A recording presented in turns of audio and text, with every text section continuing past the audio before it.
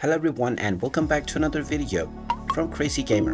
In this video, I'm going to show you how to log out from your account on Roblox. So let's get started right away. First of all, open up your web browser where you are logged into your Roblox account, and then in the address bar type in roblox.com and press enter. You will now be taken into the Roblox official website where you will directly end up within your profile homepage as you are still logged into your account. Now if you wish to log out, simply click on the gear icon at the top right corner and then click on Logout. And now you will be logged out from your Roblox account right away.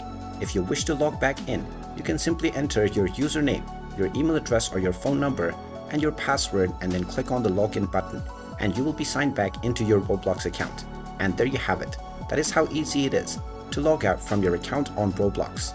If you find this video helpful, make sure you hit that like button and subscribe to our channel if you haven't done so already. Also ring that notification bell to never miss another update from us. Thank you for watching, and I will see you again in the next video.